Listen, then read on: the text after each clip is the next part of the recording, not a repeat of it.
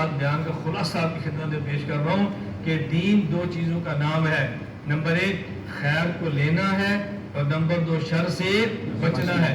خیر کو لیں گے تو جنت میں جائیں گے, شر سے بچیں گے تو جہنم سے بچیں گے.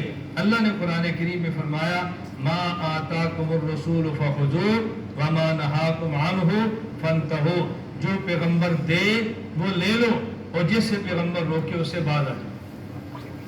میں آخر میں اب بڑی مختصر سی بات کہتا ہوں. قرآن کریم کی سب سے پہلی سورت کون سی ہے؟ سورۃ فاتحہ. اور آخری سورت ایک نہیں ہے, 2 ہے, اور اکٹھی ہے. معوذتین اکٹھی نازل ہوئی ہیں. قل اعوذ برب الفلق قل اعوذ برب الناس. سورۃ الفاتحہ میں 2 چیزوں کے مانگنے کی بات کی ہے, یہ خیر ہے. اور سورۃ الفلق اور سورۃ الناس میں 2 چیزوں سے بچنے کی بات کی ہے. یہ کیا عجیب قرآن ہے. پورے قرآن کے شروع میں بتایا کہ تم نے یہ 2 چیزیں ہم سے مانگنی ہیں, اور قرآن کو ختم یہاں فرمایا کہ تم نے ان 2 چیزوں سے بچنا ہے. یہ مانگو اور اس سے بچو, یہ مانگو اور اس سے بچو. 2 مانگنی ہے اور 2 سے بچنا ہے. مانگنی کیا ہے؟ ایاک نستعین, اللہ ہماری مدد کر. دوسری کیا مانگنی ہے؟ اہدنا الصراط المستقیم. پوری فاتحہ میں 2 باتیں ہیں. ایک جو مانگنی ہے, نمبر 1 اللہ سے مدد مانگو, نمبر 2 صراط مستقیم مانگو, یہ خیر ہے. اور آخر میں فرمایا بچنا کس سے ہے؟ قل اعوذ برب الفلق من شر ما خلق. ایک ہی چیز ہے, من شر ما خلق. سورۃ الفلق میں ایک ہی چیز سے مانگنے کی بات کی ہے, من شر ما خلق. آپ کہیں گے نہیں آگے بھی تو ہے, من شر ما خلق, من شر غاسق اذا وقب, من شر النفاثات فی العقد, ومن شر حاسد اذا حسد. قرآن 4 چیزیں کہہ رہے, تو ایک کہہ رہے. نہیں 4 نہیں ہے, ایک ہے. اچھی طرح سمجھنا. آپ کا بیٹا پڑھنے کے لیے یا کسی کام کے لیے گھر سے جا رہے, آپ اپنے بیٹے کو کہتے بیٹا دیکھو سفر میں اپنا بہت خیال رکھنا. اپنا ایک ہی بات کی, کیا کیا آپ نے؟ بیٹا اپنا بہت خیال رکھنا, خاص طور پر اپنے موبائل سے کسی کو فون نہ کرنے دینا جس کو تو نہیں جانتا. خاص طور پر اپنی سیٹ پر کسی کو سامان نہ رکھنے دینا. کوئی بندہ کہ یہ میں سامان رکھ رہا ہوں, میں تھوڑی دیر بعد آ جاؤں گا, ایسا نہ کرنے دینا. خاص طور پر اپنے موبائل سے کسی کو فون نہ کرنے دینا. بطور خاص اپنی سیٹ پر کسی کو سامان نہ رکھنے دینا. بطور خاص جس کو تو نہیں جانتا اس کا کھانا نہ کھانا. پہلے آپ نے کیا کہا تھا؟ پہلے کیا کہا تھا؟ بیٹا اپنا خیال رکھنا. اس خیال کو آپ نے سمجھایا کیسے؟ بطور خاص اپنے موبائل سے فون نہ کرنے دینا, بطور خاص کسی کو سامان نہ رکھنے دینا, خاص طور پر جس کو نہیں جانتا اس کو کھانا نہ کھانا. آپ نے ایک چیز کی یا 4 چیزیں کی ہیں؟ اور ایک ہے وہ 3 اس کی تفصیل ہے. اللہ فرماتے ہیں قل اعوذ برب الفلق من شر ما خلق. مجھ سے دعا مانگو, یا اللہ مخلوق کے شر سے بچا لے. کس سے بچا لے؟ مخلوق کے. بطور خاص من شر غاسق اذا وقب. جو دن کو حملہ کرتا ہے وہ نظر آتا ہے, جو رات کو حملہ کرتا ہے وہ نظر نہیں آتا. اللہ بطور خاص جو چھپ کے وار کرتا ہے مجھے اسے بچانا. اصل کیا چیز ہے؟ مجھے بچا لے. یہ جو چھپ کے حملہ کر رہا ہے مخلوق نہیں ہے, مخلوق ہی ہے نا. پہلے کیا کہا؟ مخلوق کے شر سے بطور خاص وہ مخلوق جو رات کو نظر نہ آئے. من شر النفاثات فی العقد, جادو سے. کیوں؟ جو گولی سے مارتا ہے تو نظر آتا ہے, اور جو جادو سے مارتا ہے بطور خاص جادو سے وہ نظر نہیں آتا. ومن شر حاسد اذا حسد, بطور شر بطور خاص حاسد ساتھ ہوتا ہے اور جڑیں کاٹتا ہے. اسی کمرے میں سوتا ہے, بزنس پارٹنر ہوتا ہے اور جڑیں کاٹتا ہے. اوپر سے ہنس کے مل رہا ہوتا ہے, وہ نظر نہیں آتا, چکر کے چلا رہا. تو مانگی کیا ہے؟ ایک ہی چیز, من شر ما. آگے تو تفصیل ہے, اللہ مجھے مخلوق کے شر سے بچا. لیکن مخلوق کا وہ حملہ جو رات کو نظر نہ آئے, مخلوق کا وہ حملہ جو جادو سے نظر نہ آئے, مخلوق کا وہ عملہ جو حسد کیا جو نظر نہ آئے. چیز تو ایک ہی ہے نا, من شر ما خلق. آپ سمجھ آ رہی؟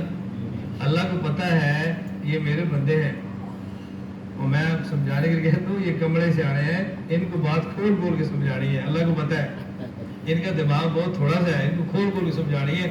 اللہ نے کھول کے سمجھائی ہے, اس کو مزید مجھے کھولنا پڑ رہا ہے. آپ بتائیں کیسے کمرے سے آنے بیٹھے ہو گے؟ یعنی ایک تو ترس اللہ نے کھایا ہے, اس کے بعد پھر ہمیں ترس اور کھانا پڑتا ہے. ان کو اب بھی سمجھ نہیں آ رہی, کتنی وضاحت سے بات کرنی پڑتی. نمبر 1 من شر ما, اب تو سمجھ آ گئی نا کتنی چیز سے پناہ مانگی ہے. مخلوق کا شر, آگے مخلوق کے شر میں سے جن کا شر نظر نہیں آتا اس کا مزید وضاحت کا مزید آگے. قل اعوذ برب الناس ملک الناس الہ الناس من شر الوسواس الخناس. یہ بات کیا مطلب؟ ایک وسوسہ وہ ہے جس کا اثر دنیا کی زندگی پر پڑتا ہے, اور ایک وسوسہ وہ ہے شر وہ جس کا اثر دین پر پڑتا ہے.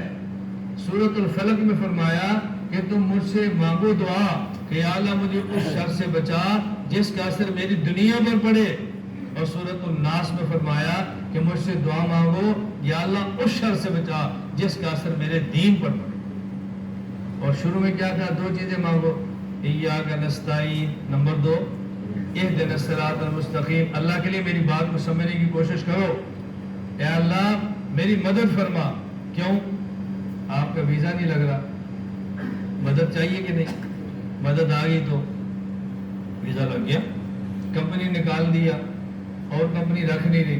اگر مدد آ گئی تو بولو نا, وہ نہیں میری بات سمجھ آ رہی.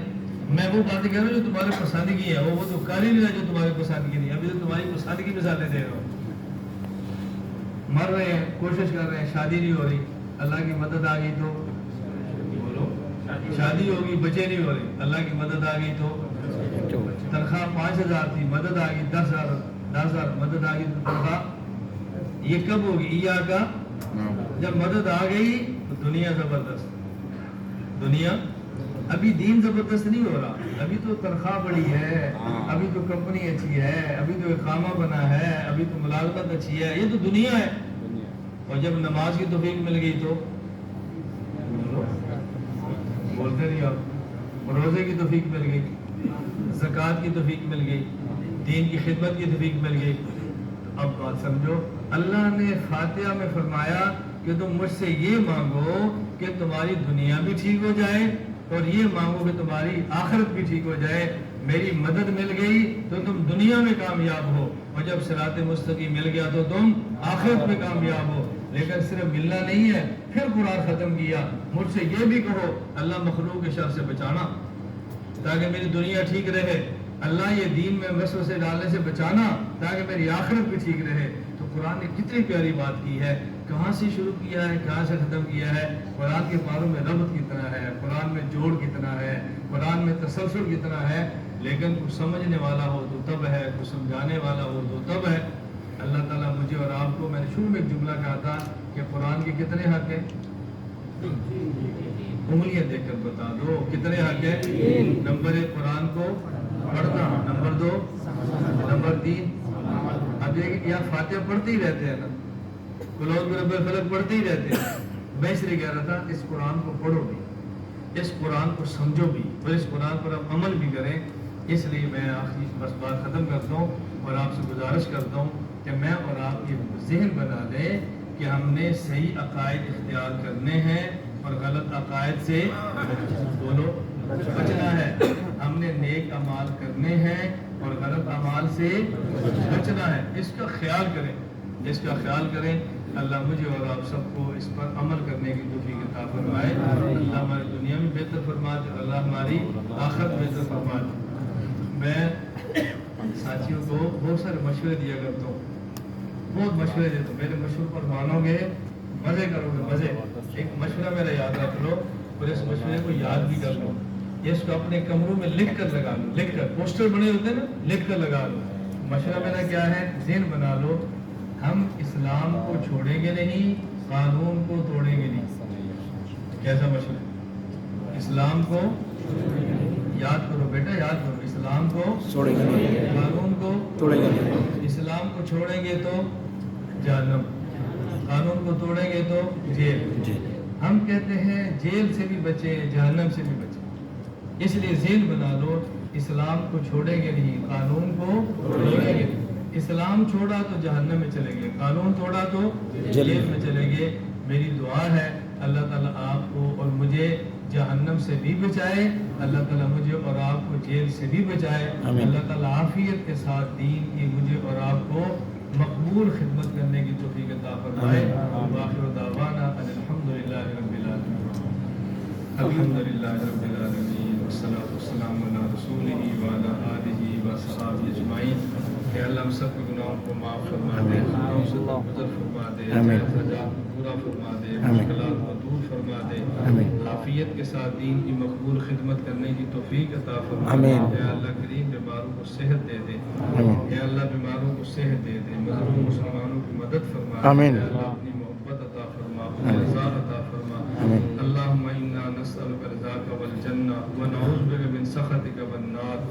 अल्लाहुम्मा तहिर कुलूबना मिनन निफाक़ व अमालना मिनर रिया।